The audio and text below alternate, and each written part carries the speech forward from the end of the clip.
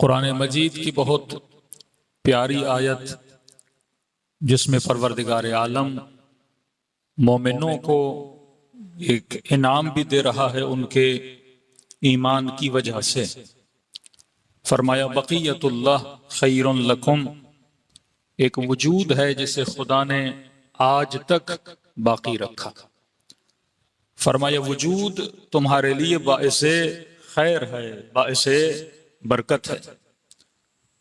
اب یہ کس کا وجود ہے؟ تو تمام تر شیعہ مفسر اپنی تفسیروں میں لکھتے ہیں یہ کسی اور کا وجود نہیں، یہ وجود مبارک امام زمانہ عجل اللہ تعالی فرجہ الشریف۔ اب فرمایا جو بھی اس وجود کو مانے گا، اللہ کا ایک مجدہ، ایک وعدہ ہے کہ خدا اس کی زندگی میں خیر کو نازل کرے گا، خدا اس کی زندگی میں برکت کو نازل کرے گا۔ آج واقعاً زندگیوں کو جب دیکھا جاتا ہے تو ہمیں کیسے پتہ لگے کہ اس کی زندگی میں خیر ہے، اس کی زندگی میں خیر نہیں ہے؟ آج ہماری نسلیں جب معاشروں کو دیکھتی ہیں تو واقعاً یہ فرق ختم ہو گیا کہ جناب قولوا لا الہ الا اللہ تفلحوا، کہو لا الہ الا اللہ تو کیا ہو جاؤ گے؟ کامیاب ہو جاؤ گے۔ تو آج کا جوان، آج کا بچہ دیکھتا ہے کہ جناب 22 کروڑ کا ملک، سارے لا الہ الا اللہ کہنے والے، لیکن زندگیوں میں فلاح نہیں ہے، زندگیوں میں وہ کامیابی نہیں ہے۔ جب مسجد کے مناروں سے اذان کی آواز سنے کہ حی علی الصلاح، حی علی الصلاح، حی علی الفلاح، آؤ کامیابی کی طرف، اور مسجد میں آئے نماز پڑھے لیکن زندگی کامیاب نہ ہو، لا الہ الا اللہ کہے پر زندگی کامیاب نہ ہو، امام زمانہ کو مانے پر زندگی میں خیر نہ ہو، تو پھر اللہ کے وعدوں کا کیا ہوگا؟ کہ خدا کہے جس نے اس وجود کو مانا اس کی زندگی میں خیر ہے، جس نے لا الہ الا اللہ کہا اس کی زندگی میں کیا ہے؟ کامیابی ہے۔ حی علی الفلاح، نماز کی طرف آؤ، یہ راہ کون سی راہ ہے؟ کامیابی کی راہ ہے۔ پھر یہ بچہ ٹی وی دیکھے، یوٹیوب دیکھے، سوشل میڈیا دیکھے، کرے کامیاب تو اور ہیں جو لا الہ الا اللہ تو کیا اللہ کے وجود کو نہیں مانتے۔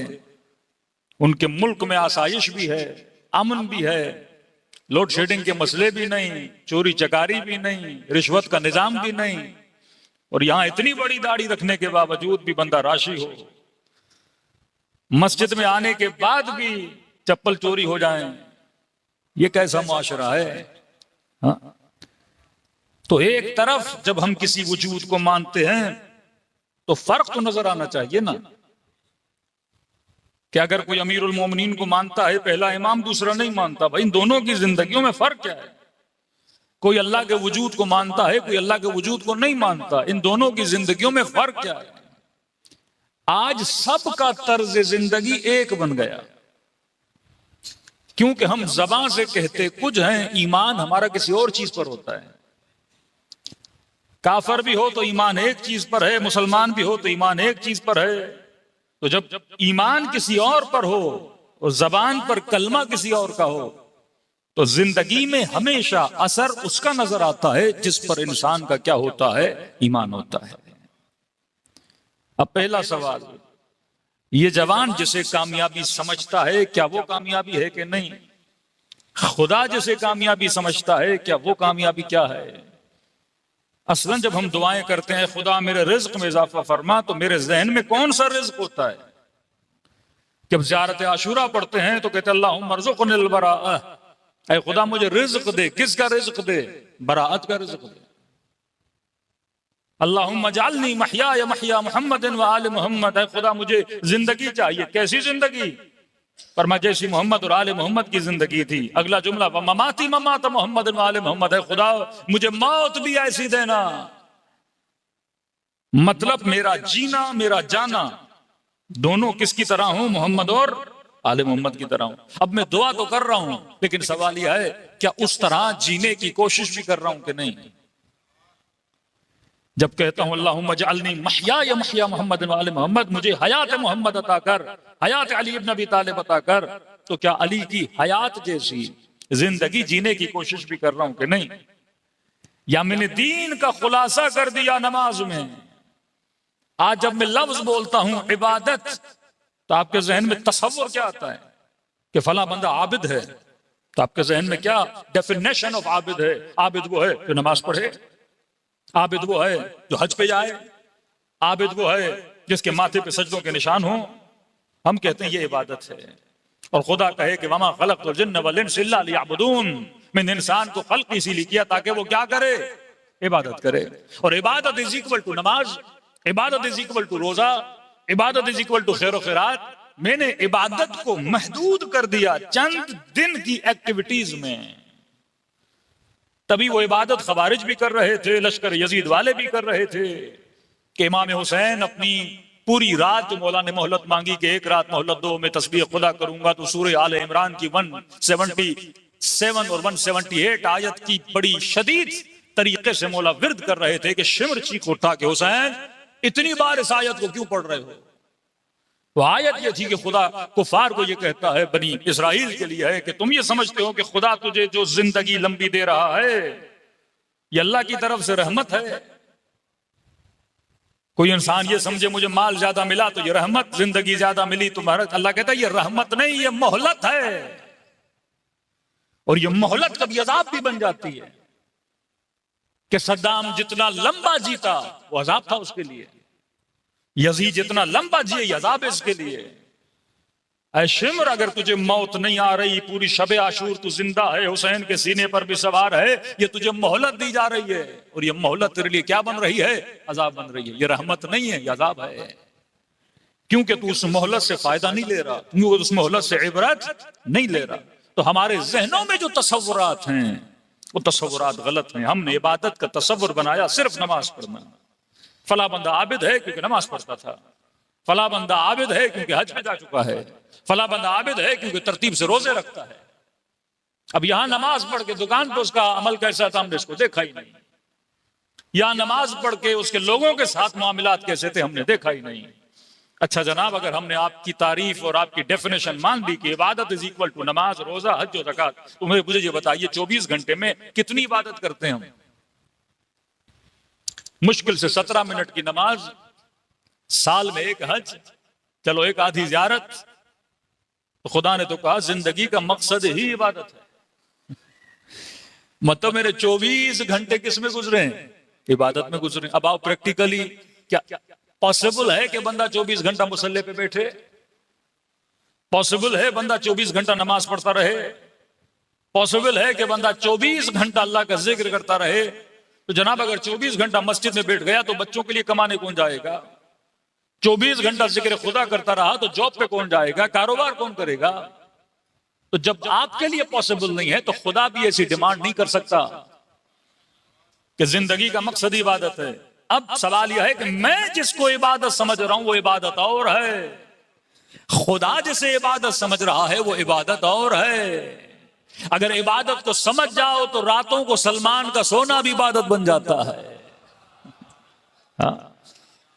پھر نبی کی وہ حدیث الشیخ فی عیالہ کالنبی فی امتہ، فرمایا جو بندہ اپنے اہل و عیال کے لیے رزق حلال کی تلاش میں نکلتا ہے، اس بوڑھے کی مثال اپنے گھر والوں کے لیے ایسے ہے جیسے نبی اپنی امت میں تبلیغ کے لیے باہر نکلا ہے.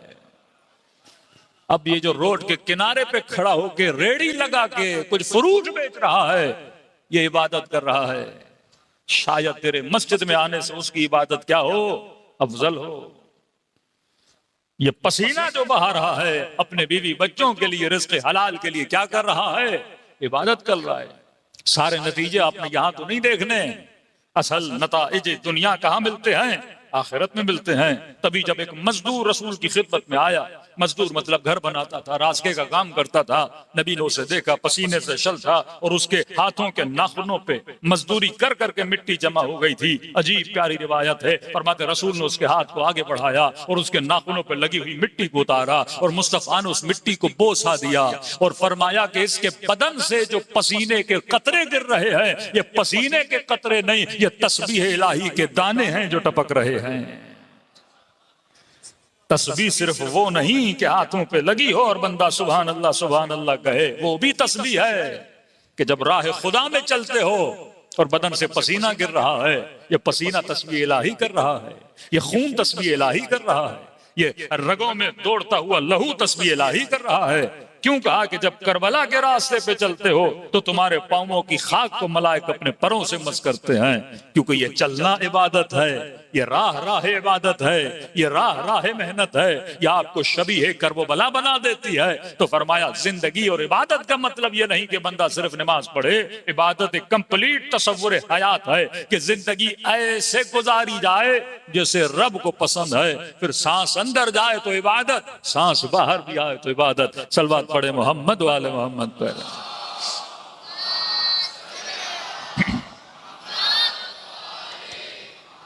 وَأَجِّلْ فَرْجَهُمْ، تبھی وہ شخص کہتا ہے کہ موچی تھا۔ دیکھیے بڑے بڑے تاجر، بڑے بڑے لوگ، ہر بندے کی تمنا ہے کہ مجھے امام زمانہ کی کیا ہو جائے، زیارت نصیب ہو جائے۔ لیکن ایک موچی آدمی کہتے میں ان کے دکان پہ بیٹھا تھا اور میری تمنا تھی مجھے امام کی زیارت نصیب ہو، تو کہتا میں نے دیکھا کوئی شخصیت آئی ان کی دکان میں اور انہوں نے اپنا جوتا اتار کے اس موچی کو دیا،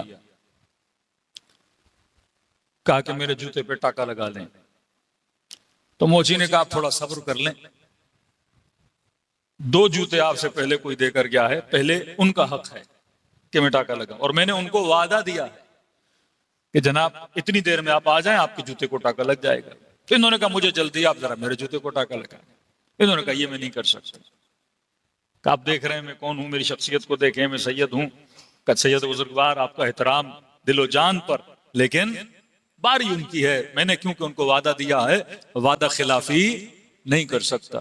کہتے سید مسکرائے اور آ کے میرے ساتھ بیٹھ گئے، کچھ کلام انہوں نے میرے ساتھ کیا اور آخر میں انہوں نے جوتے کو ٹاکا لگایا اور یہ سید بزرگوار چلے گئے۔ اور اس موچی نے ان کی دست بوسی کی، قدم بوسی کی۔ جب دکان سے نکلے تو موچی میری طرف متوجہ ہوا اور کہا کہ کتنے سالوں سے تجھے تمنا تھی کہ امام زمانہ کی زیارت ہو جائے، ابھی امام آئے بھی تھے اور تو نے امام کو پہچانا بھی نہیں۔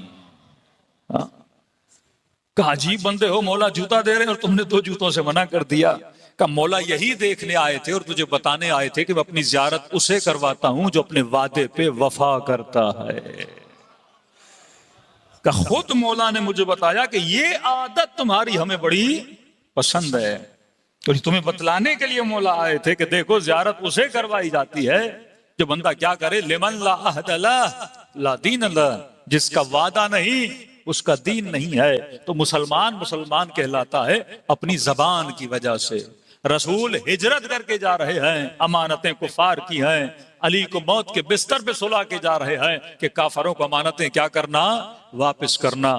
یہ تبھی رسالت آپ کو اتنا درجہ ملتا ہے کیونکہ نبی ہے، صاحب امانت ہے، یہ امین ہے۔ تبھی چوتھے امام کیا فرماتے ہیں؟ فرماتے ہیں اگر مجھے وہ خنجر دیا جائے، اگر مجھے وہ خنجر دیا جائے جس خنجر سے میرے بابا کا گلا کاٹا گیا تھا، میں اس خنجر میں خیانت نہیں کروں گا، جو دے کر گیا ہے اسے ٹائم پہ کیا کروں گا، واپس کروں گا۔